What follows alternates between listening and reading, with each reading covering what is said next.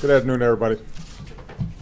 As all of you know now, this morning, 3 law enforcement officers in Baton Rouge were killed in the line of duty.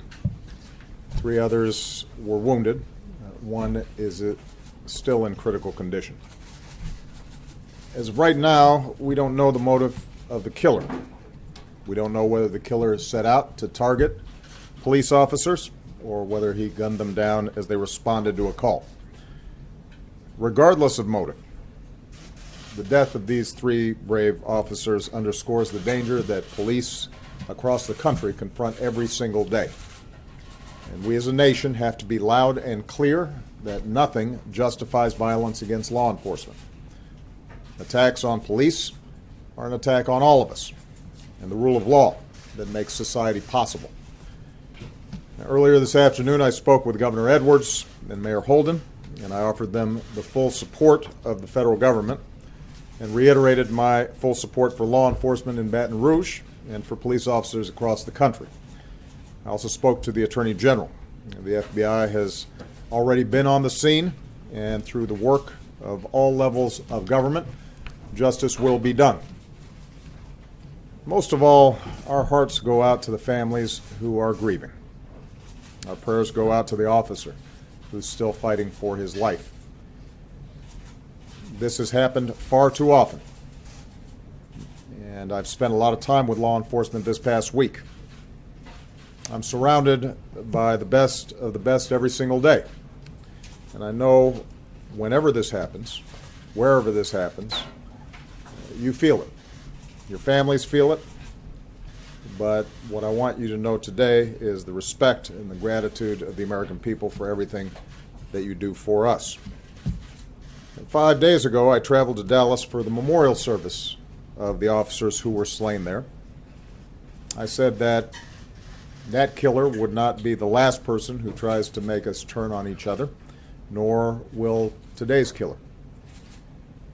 It remains up to us to make sure that they fail. That decision is all of ours. The decision to make sure that our best selves are reflected across America, not our worst, that's up to us. We have our divisions, and they are not new. Around-the-clock news cycles and social media sometimes amplify these divisions. And I know we're about to enter a couple of weeks of conventions where our political rhetoric tends to be more overheated than usual. And that is why it is so important that everyone, regardless of race or political party or profession, regardless of what organizations you are a part of, everyone right now focus on words and actions that can unite this country rather than divide it further. We don't need inflammatory rhetoric. We don't need careless accusations thrown around to score political points or to advance an agenda. We need to temper our words and open our hearts, all of us. We need what we saw in Dallas this week, as a community came together to restore order and deepen unity and understanding. We need the kind of efforts we saw this week in meetings between community leaders and police, some of which I participated in, where I saw people of goodwill pledge to work together to reduce violence throughout all of our communities. That's what's needed right now. And it is up to all of us to make sure we are part of the solution and not part of the problem. You know, someone once wrote, "A bullet need happen only once, but for peace to work, we need to be reminded of its existence again and again and again." My fellow Americans, only we can prove through words and through deeds that we will not be divided, and we're going to have to keep on doing it again and again and again. That's how this country gets united. That's how we bring people of goodwill together.